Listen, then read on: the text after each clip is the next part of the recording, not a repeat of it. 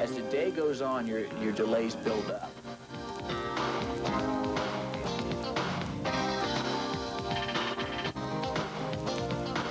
And if I don't get on this plane, you ain't heard no bitching yet. And I think the passengers here have been very pleased for the most part. And then after that, I'll see if I can sue their hiney.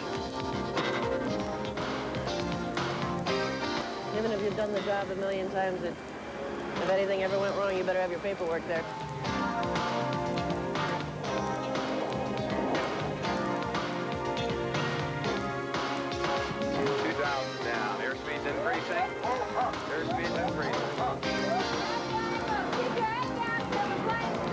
I mean, I may have just doomed 100 people to their death because I pull this handle.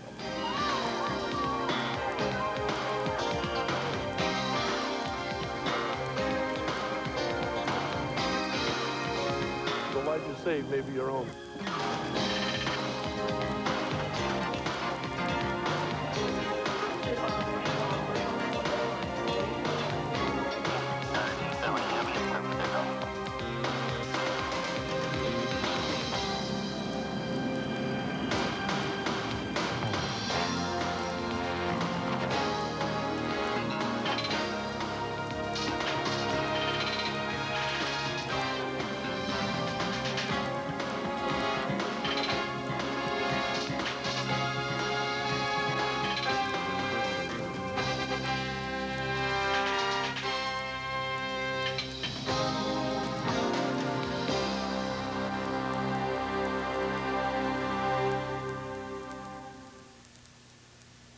Presenting the adventures of Mighty Dog.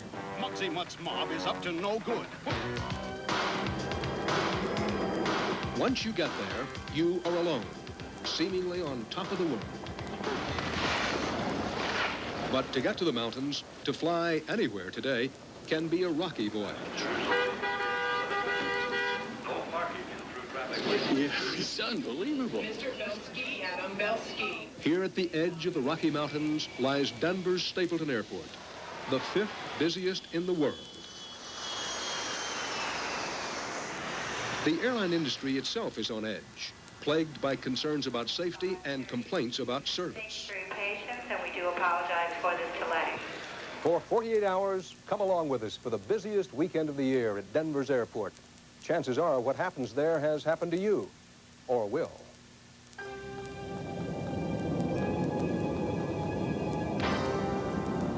Welcome to Stapleton International Airport. You may stop only long enough to load and unload. Please do so quickly so we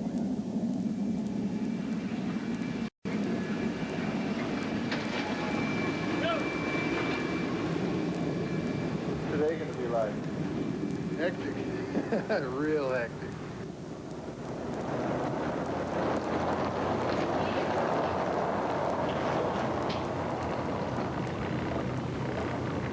Weather, it's 0 degrees right now. It still could go lower before daybreak. Eric Hill passes the job of running Stapleton Airport to Greg Holt. It's a job called Op 7.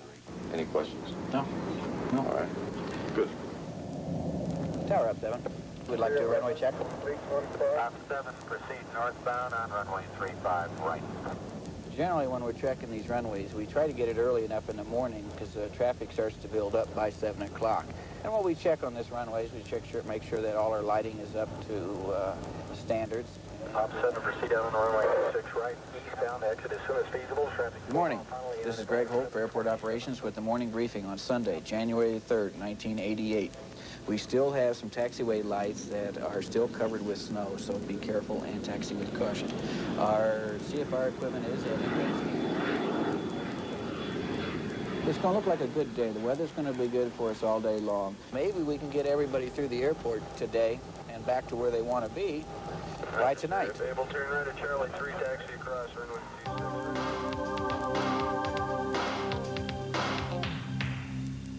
26. Going to Chicago? Yes. Hi, how are you? Thanks. Hello? United Flight 225 en route from Boston to Denver with a stop in Chicago. Good morning. 15C, aisle seat on your left. And I have comments because I've been bumped twice and I have no luggage. 18A, window seat on your right. United 225 Heavy,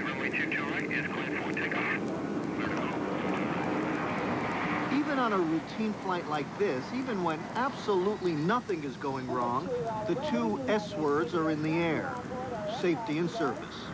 They could care less about me. It was totally unbelievable. United said I was Piedmont's customer, and Piedmont said I was United's customer, and neither one of them would talk to me. I was just stranded. Bill, first of all, you're reading a newspaper article here for Air Travelers' Year of the Near Collision. Is that something you should be reading at 39,000 feet? The wife and family. And I'd like to get where I'm going on. And then we ran into this wide body, a professional wrestler on the first leg of his vacation. I do my real name or my wrestling name? Yeah, whatever. Well, my name is the Iron Messiah. The Iron Messiah. Right. Okay, what you could be one of my disciples. The Iron Messiah was flying to Chicago with his family, where they were going to catch a connecting flight for a journey south of the border. You're going to Cancun? Right, in Mexico. ¿No se habla español? Un poco. Un poquito. Un poquito, yeah. Besides his wife and two kids, the Iron Messiah was traveling with another object of his affection, his video camera, which he began using as soon as we landed in Chicago to capture those little uneventful moments that make a vacation a vacation. This is the Iron Messiah on his first leg to Mexico. Frankie, Gino, how was it? What do you mean dumb? How'd you like the plane ride? And the camera sure came in handy because right after he took these home movies, he shot another of those little uneventful moments. Our roving correspondent, the Iron Messiah, picks up the action. All right, we got a massive catastrophe. My trip to Cancun already. Being ruined. They had to jump out of the plane with a smoke fire inside. While the plane was still on the ground, a mechanical problem started filling the cabin with smoke, forcing the evacuation. I can't believe it. We jumped out of this plane. There was a fire going on inside. Rita and Frankie's upstairs right now. The Holocaust is broken out. This is being taken right now by the Iron Messiah here. The people are going wild. We're going up. There goes my vacation already. Last time I'll go to Cancun. People are all happy right now. No one's hindered. Thank God. Oh, here comes the fire engines. Here they come right now. They're coming in. Coming into picture right now. This isn't a drill, this is for real. There is no drill, ladies and gentlemen. For those passengers on flight 43 from Cancun, we do apologize for this unnecessary delay. We're going to be going over to the group room over next to the customer service center. We'll have some coffee for you over there, settle your nerves a little bit. So if you just follow the customer service... It'll be a 6-hour delay, but that's okay. See, Frankie was all excited. Look at, he's crying. Are you all right now, mister? Yeah, he's all right. All right, nothing to be afraid of when Daddy's around. All right, we're going to go have a break here. They're going to give us coffee to settle our nerves. 3 hours late, the Iron Messiah arrived in Cancun, finally to begin his vacation. I spent thousands of dollars to come here, and it's another crummy, rainy, cloudy day. Yeah, don't clap, it's no money. For most of us, sliding down a chute in the bitter cold of Chicago would be the beginning of a nightmare.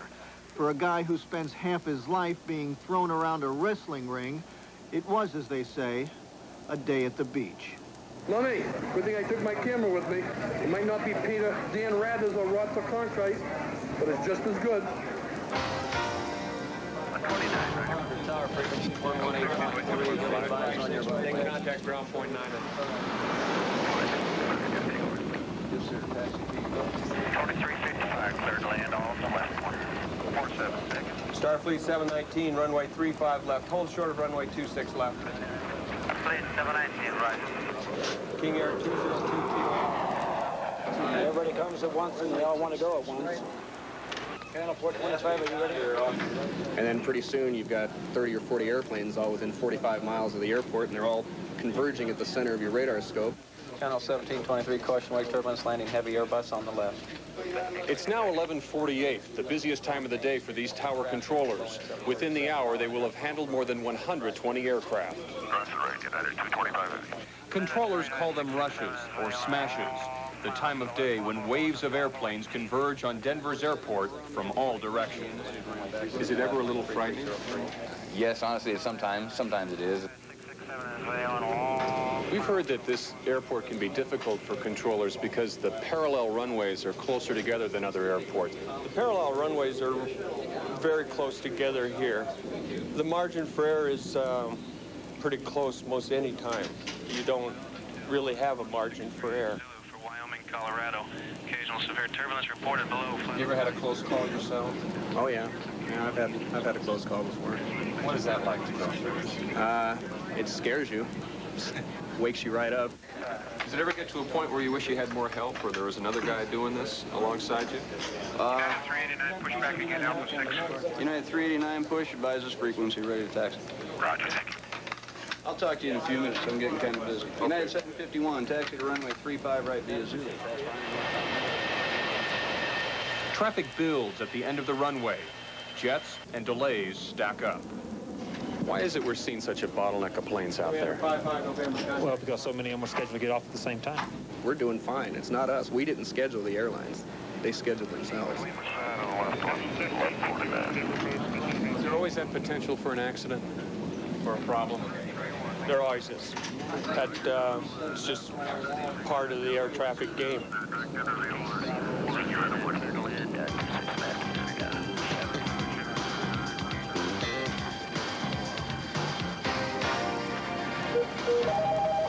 Hey, Herbie, just FYI, if this 4576 gets out at 50, 740's airplane will be held out for a while. 67, please, O'Hare will come line 67, please. Yeah, let's put 639 at 2, and we'll do it now. Got 1025. Yeah, we'll hold in here for a while. Okay.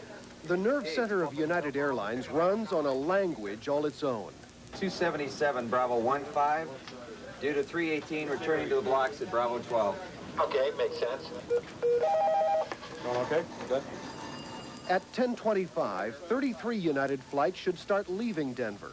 Dan Langen's job is to make that happen smoothly. I'm looking at the numbers of bags that are out there and the destinations of the 33 departures. On the Cedar Rapids. We certainly don't want to take all these passengers and not their bags. Bob, Dan, lobby and the curbside is extremely heavy.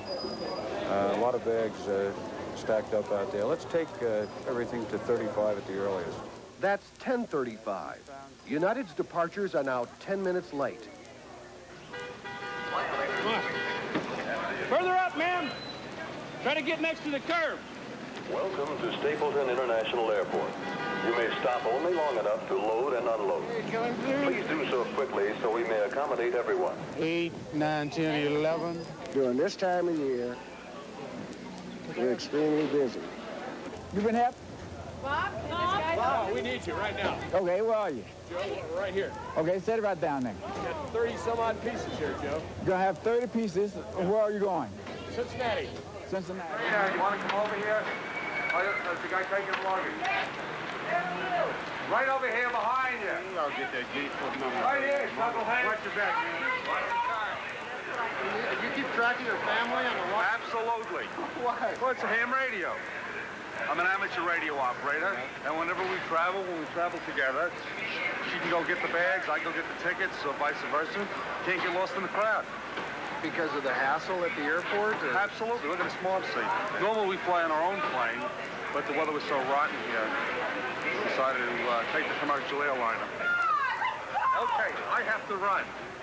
No comparison when you fly your own airplane. Look, Terrible. it takes 4 hours in a jet. It takes 7 hours in my plane. Tell me what you'd rather fly. This has a bathroom and they serve lunch. 17, 18, 19, 20, 21. Okay, 3 bags to Los Angeles. 4. When I started, we had a lot of people that dressed well when they flew. Now they're wearing cut-off jeans with holes in them, no socks, sneakers, you know. That's what you're getting now. With the case of bus riders in the sky. 2, 3, 24, 25, 26 pieces. That's one party, right? How many people? What do you make of tips? I don't tell my wife that. Okay, thank you. Hey, who's next? Who are the good tippers? East and West Coast. Why is that? I couldn't tell you why. Maybe they're a little more sophisticated. And the ones you wish were a little more generous, who are they? I'll tell you in a minute. There you are, 8 pieces. Okay, thank you very much. All right. You were going to tell me who weren't the good ones. Texas? All Texans. Why is that? Good question. I couldn't tell you why. Just leave the bags there and hand me the ticket. Well, the first thing I had this morning was 11 bags for $1. $1 for 11 bags? Right. Did you say anything to the guy? Or? I'm not supposed to. Yeah. They didn't blink. No. 482 to St. Louis. I need a count of how many pieces you have.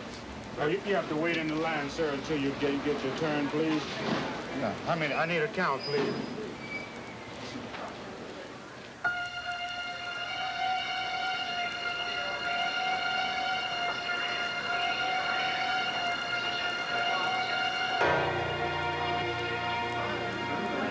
Bill? Well, I've done standby for 2:35 into Burbank, but I'm not sure that I'll make it get out of here or not. Betty Campbell's having a bad day, made worse by the airline. Yes. I think 585, I think, is the number into Burbank. 6 hours after beginning her trip to Los Angeles, she's stuck in Denver. Christian. I was supposed to leave Chicago and plenty of time to get in here to get my connection, but the plane was an hour late coming from Chicago to here, so I missed it. I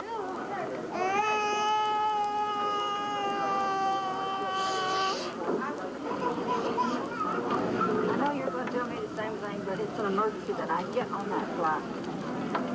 You see, I'm from Michigan. I live in Owasso, Michigan. My mother lives in L.A. She's out there in the hospital, and they're not expecting her to live. So I don't know. I just hope for the best. Paul Pratt. Miss Velasquez, Martha Velasquez. Mr. McNair, Kelly.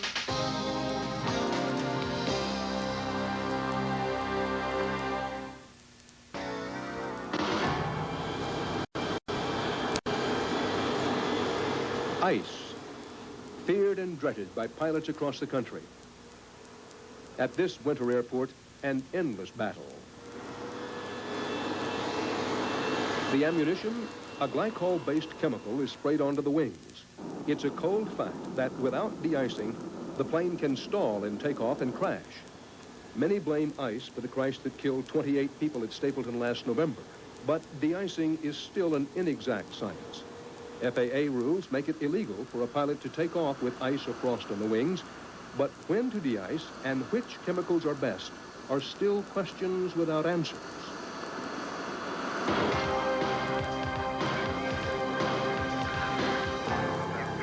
Code 1. Copy.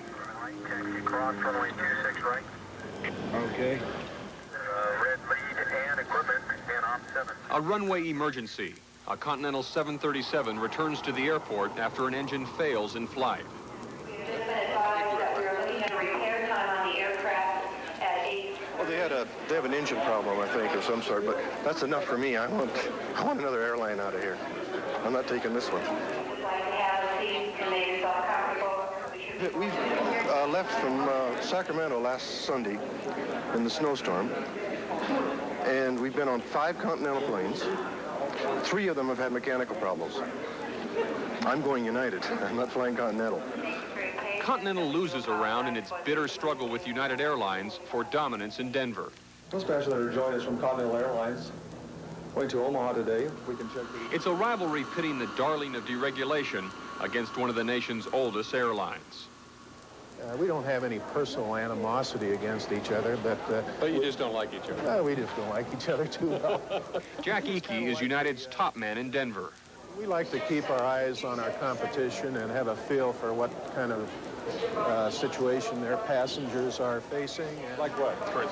Well, if they're having delays or they're having airplane problems or they're having line wait problems, such as the long lines you see here now, sometimes we're able to make some adjustments in our own operation to take advantage of that. Why don't we go over and check the monitor over here?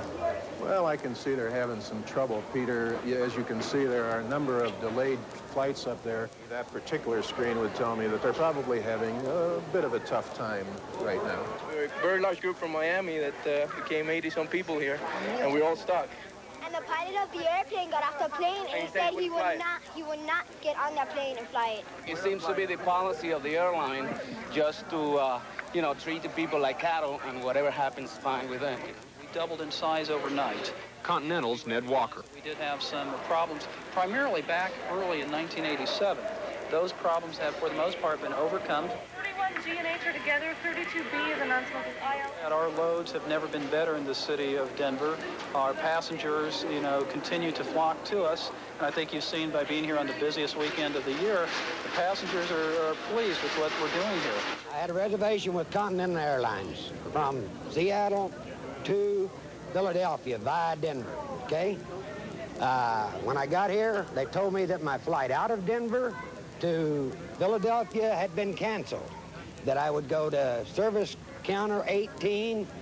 So I walk a quarter of a mile down there. I get down there, and at that point in time, they haven't even made arrangements to get me on anything. Now I'm gonna go back over and I'm gonna make them put me up in a hotel till I get a flight out of here tomorrow. And then after that, I'll see if I can sue their hiney. That line's way back to there. Could you tell me how I could get a hold of the manager, service center manager, please? Sure.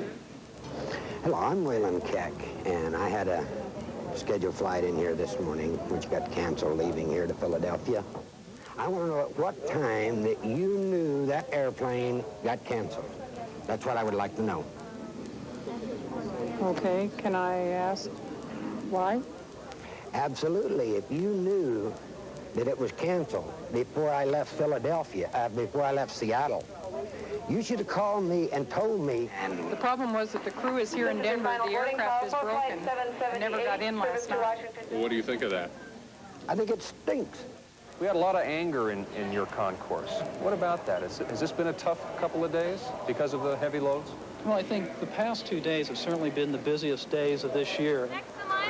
This is not a typical operation with these types of numbers. We're real pleased to handle these passengers. I think you'll see that the vast majority of these passengers are very pleased. We've offered them a quality product at a fair price, and I think you can see the concourses are full because the passengers want to be here. Typical Continental. It's either late, delayed, canceled. Get this, no pilot. Got a plane, plane's great. No pilot out of Denver. The baggage truck ran into the airplane and they canceled the flight. It took us 24 hours from the time we left home. It's unbelievable. My story, I just walked up here to hear them announce they don't have a plane for this flight. They canceled 2 flights, and nobody would tell us how many seats were even on an airplane so that we could run and try to find another flight. So it's been a zoo, you know. Yeah, at least you don't have a long line to wait in. Do you hope to get out of here tonight? I don't know. I'll have to wait and see. It might be tonight before I get to the head of the line. United Airlines benefits from all this frustration, picking up stranded passengers. Our flight got canceled on Continental, so we have to go standby. United also tries to lure ticketed passengers away from Continental using a computerized system called Torque. I am searching for the customers that are returning on another carrier. I have one, Danny Bauer, at present has a return reservation on Continental on the 6th. Danny Bauer, please. May we see you at the podium at gate 20. Danny Bauer, please. You're Mr. Bauer? Hi. I'm Don with United. And you're traveling on our competitor from Detroit back to Grand Junction. Yes. And your flight leaves at 10:20 on the 6th, gets in at 1:20. United has a comparable flight, leaves at 10:20, gets in at 1:10, about 10 minutes earlier. We'd love to have your visit. Go ahead. Can I have it? Yeah. Okay. Torque stands for Try Our Real Quality United Experience. A nice little slogan, but the back of the button, which features a Continental jet, reveals what the Torque program is really all about. Continental suffered through a rough 2 days. Thank you very much. But if you really look at the facts out there today, you'll see that our operation was affected by a snowstorm out in Newark. We have a very large hub operation out in Newark, and when you have a snowstorm hit a city like Newark, which is very important for us, it does create a ripple effect. I missed my flight. It's no big deal. Just had a bad day before. But Continental struck back at United during our 48 hours by doing what it does best, announcing a new round of fare cuts.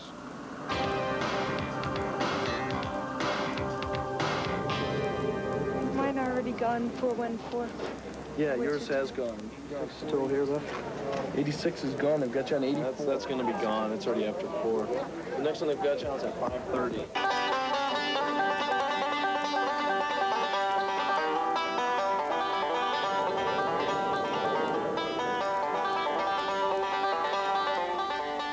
There's hubbub at the hub. It's hard to find a non-stop anymore. Hi, I'm in Denver. These days, the airlines send you to their hub airports and then on to your final destination. It keeps the planes full. So it's swing your schedule round and round and hope your flight's still on the ground when you arrive late at the hub. My flight from LA was late, so I missed this flight. The airlines call it hub and spoke, but frustrated flyers call it hub and choke.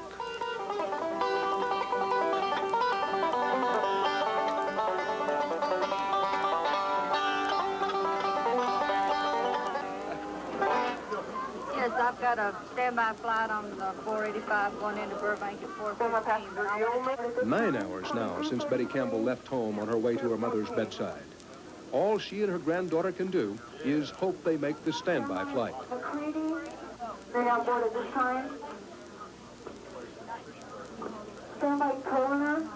But Flight 485 is full and leaves. Now there is only one more flight to Burbank tonight. And I leave Denver at 5:04. I hope. I better be on this plane or I'm going to start walking. I tell you, I've had it. Huh? And if I don't get on this plane, you ain't heard no bitching yet. No, they were here. Yeah, well, hopefully, good Lord's willing, I'll be there at 6:41, and there haven't been no change in her condition.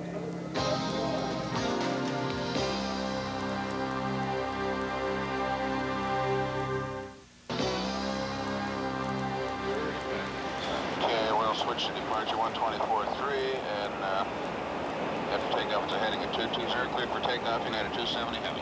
Far from the romance of the World War ace flying by the seat of his pants, the 767 pilot is flying by onboard computer. Pilot 5, you're up. Windswest 5244, squawk 4510, correction 4510. Center Autopilot Command, and we're going to VNAV.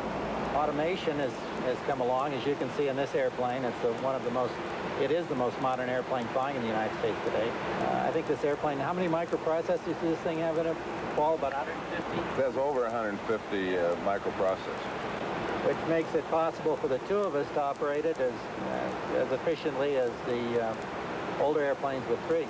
It gives us the opportunity to look outside the airplane a lot more, which is critical in the areas where there's so much traffic as there is in the Los Angeles, Long Beach, Ontario region. Some new jets are equipped with electronic eyes and ears, prepared to warn the pilot of a plane too close. If he comes within the parameters of the equipment, and we're on a collision course and at the same altitude, it'll tell the instruments, it'll give us an oral warning, and it'll give us an instrument command to fly away from one another, if you will. 42 out of 36 for 24, and we've got the pedal to the metal. Even though these aircraft seem to be able to fly themselves, they can't. In fact, as a result of the November crash at Stapleton, the FAA just warned airlines not to pair two inexperienced pilots together. One now must be a veteran on that particular plane. Okay, there's 1,000 feet. The runway's inside. Very well, sir. Clap.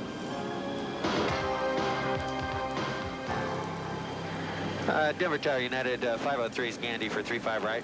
A 737 jetliner is on final approach to Denver Stapleton Airport. 504, you're clear to land runway 35 right.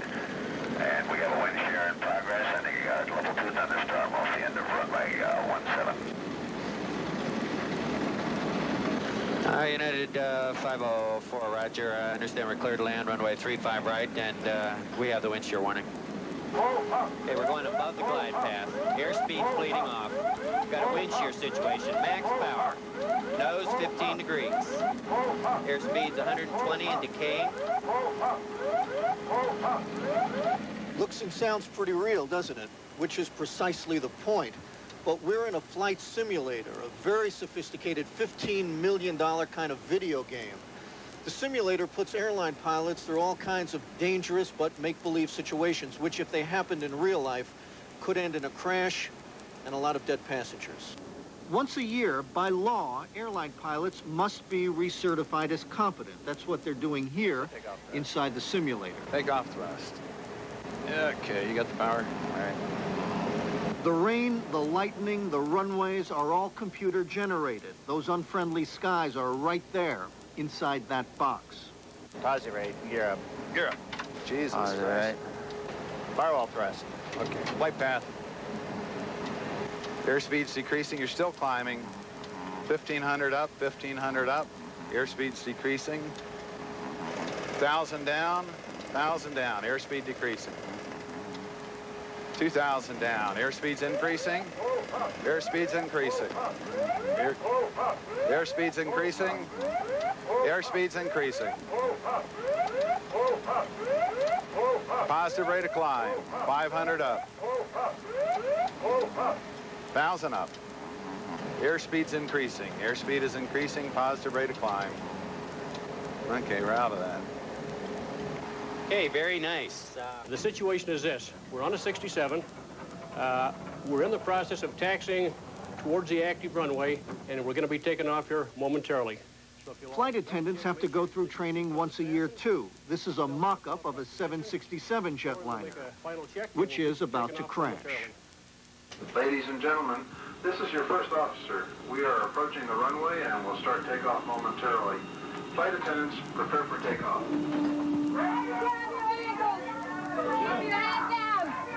Keep your head down. Grab your ankles. Keep your head down. Flying stop. Stay down. Keep down. Seatbelts, get out. Seatbelts and get out.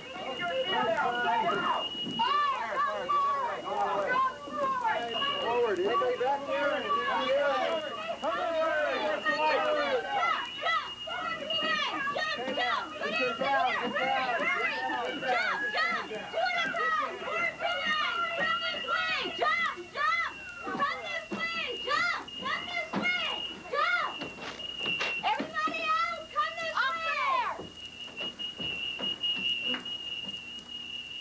If there is a crash, and there are survivors, is one of the problems you have panic? Everybody's running around the plane, not knowing where to go, what to do? Not really. And that's a misconception that people have. The real problem is exactly the opposite, negative panic or behavioral inaction. We wish there was more panic, but there's a real reluctance on the part of people to move unless they get positive instruction from crew to get them up and moving. What do you mean, they're just sitting there in the plane? They just sit there. Can I try to open this door? Now, let's say we're in an emergency, okay. All right? Cabin is filled with smoke, it's dark, and I reach for the... Uh-oh, and wrong handle. When you pull the handle, you disengage that slide bar, you disengage the power assist, and now we have now lost that door for all practical purposes. The plane is on fire, there's smoke here, and because I pull this lever, which is right at the bottom of the arrow, which says open up here. That's true. You're telling me we can't get out now? That's true. Unless someone rearms the door. Yeah, and it's going to take a trained crew member to probably do that. But even a trained crew member in the dark with smoke around might very well go for the... I mean, I may have just doomed 100 people to their death because I pull this handle. That's possible. Of course, that's why we have flight attendants sitting adjacent to that seat. Has it ever happened where a flight attendant pulled the wrong handle? It has. How could that happen? It's part of the design of this particular airplane. And again, it's not unique to the 767. Most large jumbo airplanes have an arm-disarm system. The handle I pulled by mistake is supposed to open the emergency slide outside the door. The escape door handle, which must be pulled first, is the red one, just inches below. And we're out. Okay. Critics charge that since deregulation, some airlines have been sloppy about maintenance. The FAA last year fined all airlines a total of $12 million for maintenance and safety violations. That's the most ever. And just 2 weeks ago, the FAA ordered a tightening of maintenance rules. Mobile 1, maintenance control. Hey, I've got 767 out on Bravo 14. They've got a damage to a nose cone. I need you out there with a camera. I'm not sure who did it yet. During our 48 hours in Denver, an extra headache the already overworked maintenance staff didn't need. A food service truck hit the engine of Flight 116. To give you an idea of why these modern jets need so much attention, take the 747. There are literally millions of parts. 4.5 million removable parts in this plane. It was evening before Flight 116 was patched up and ready to fly. Only the start of a long and bitter cold night for those on the maintenance staff.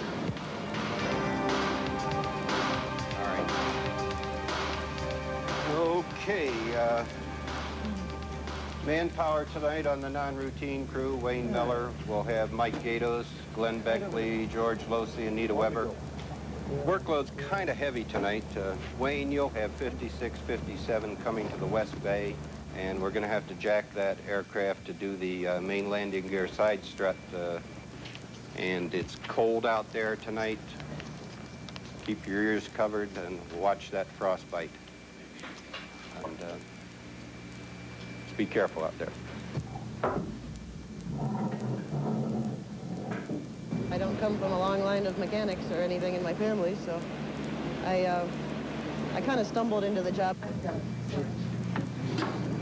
Anita Weber is one of 60 mechanics working the graveyard shift at United's maintenance hangar. Why would you want to work a graveyard shift? You got the airplanes all night. You can learn a whole lot more when you got all night to work on them. Day shift, you're parking them and pushing them and doing what you can in the 40 minutes or an hour that they're on the ground. Like this real quick. The job tonight is a new one. Testing the landing gear of a 727 for cracks in the metal using ultrasound.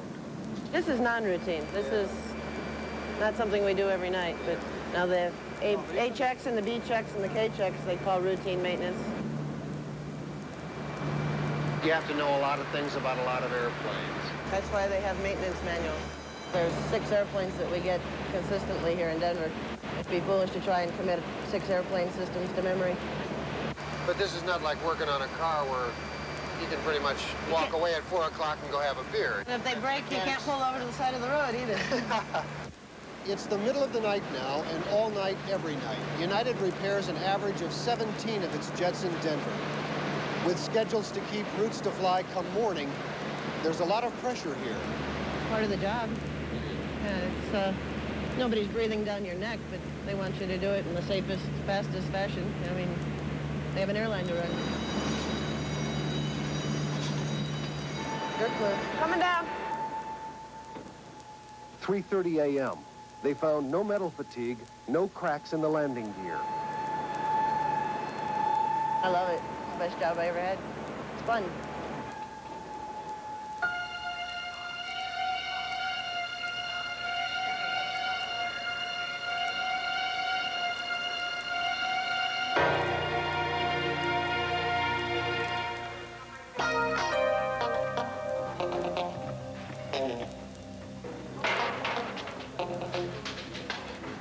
How important do you think food is to the guy who's sitting in the plane?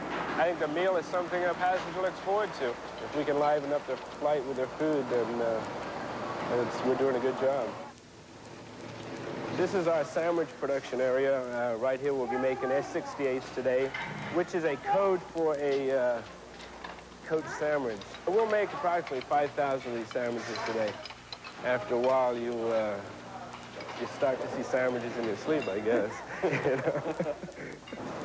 How much of your food that is served on an airplane has been frozen at some point along the way? A lot of coach meals, which includes breakfast meals, breakfast omelets. Are these omelets any good? They're great. Are you sure you didn't? You're not just saying that? No, these are Alpine omelets. They're perfect. Do you hear stories from people who fly about how bad airline food is? Yes, yeah, I do. But this isn't a restaurant. I mean, we feed 25,000 people a day. That's a lot of people. Someone might say, come on, it's just airline food. What are you taking it so seriously for? It is serious. This is our livelihood. If we can't give the passenger a quality product, a quality food product, then we might as well not be in business. Would you go to a restaurant that served airline food?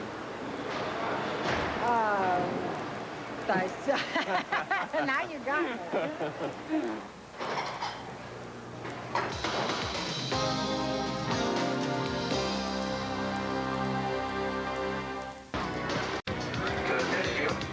Also, to expedite your funds in the claim emergency meeting, we do ask that you make available your claim check. We all know the feeling. I made it, but did my suitcase make it? No, I gave it to the bellhouse. Skycap, yeah. And what color is the bag? I'm very irate. I had my luggage lost on a flight coming in here the night of the 29th. Continental didn't want to talk about lost baggage, but some passengers did. You're getting annoyed. Yes. Because I can't understand how they lose the bags on a non-stop flight. It's beyond my comprehension. They didn't put it on.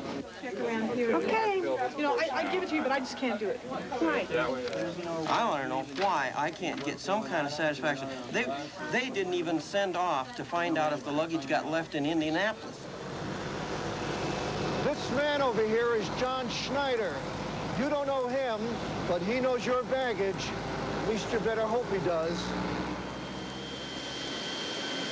Because they scurry through the airport maze, baggage handlers like John Schneider of United got the nickname Ramp Rats. Passengers have been known to call them other names. You know, I don't think this, but a lot of people think that you guys, you know, if the bags get there, they get there. If they don't get there, they don't get there. That you practically have contests to see how far you can throw the bags, you know, up the, right? That's the old story, yes. But we're really giving an effort. Everyone that I talk to see, oh, you're the fellow that when I got to Denver, my bag wasn't there, and you're probably the one that lost it. It's just a common story that's told by all airline passengers. And that's exactly what it is. During our 48 hours in Denver, United handled about 140,000 pieces of luggage and says only 50 were lost for more than a day.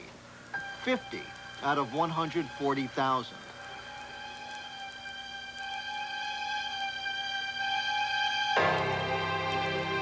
So, how'd the rest of the system hold up?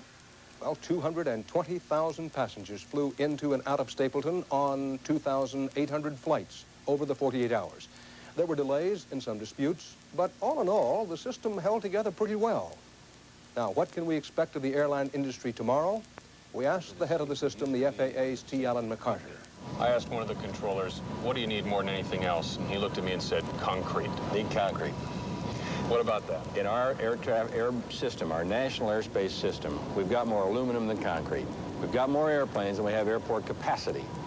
We've got to modernize airports, increase the capacity at airports, and build new airports. Are we really in for some major problems? Major problems, crisis proportion problems. Because right now people are asking, is this the best we can do? Is it the best we can do? It's not the best we can do. It's probably the best we can do right now. When you see all the angry people in the concourses like we saw at the gates, what's your advice to them?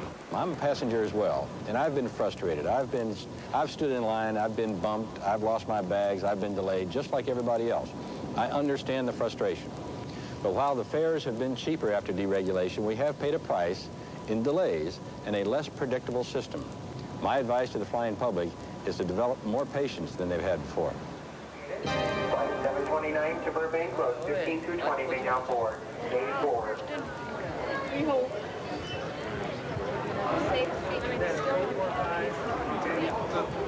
do you want to go ahead? I can put you in the hall. Put you in like 4D, it's an aisle. And hopefully there'll be an empty seat beside it, because right now there is an empty seat beside it. Okay? And we'll leave that seat open to the very end. So we're going to get off the plane this time, we hope. Well, we've got to wait till we go through these doors. And we're not going to get off till we get to Burbank, huh? Tell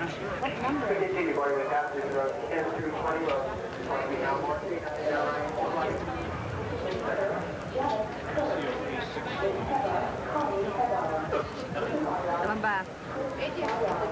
You tell him bye? Tell him bye. Think. Betty and her granddaughter board the last flight to Burbank 12 hours now after their ordeal began. I got on the wrong flight. Do you have a ticket back?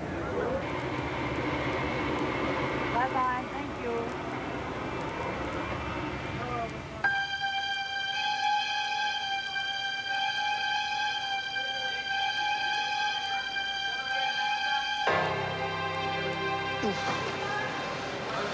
Susan Gerald from Baton Rouge, Louisiana. If you're still looking for your bag, it's here in Denver, carousel number 6.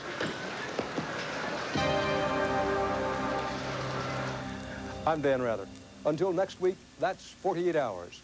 But before we say goodbye, here's how some other people did.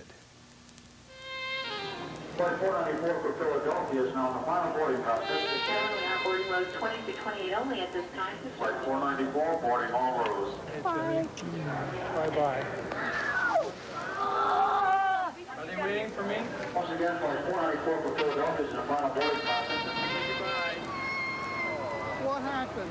10:30 of Detroit. 10:30. Love you too. Oh, no, we're not going to leave you. Leave you.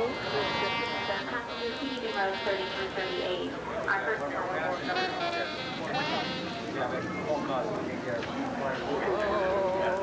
It's hard to say goodbye, isn't it? Oh, you're great. You were great. Glad y'all came. Really. Yeah, you too. Goodbye. Take care of him, huh? Final call for Philadelphia. It was wonderful. You were great. Thanks. We had a great time. Have a good trip. Come back as soon as you can. As soon as we can, because we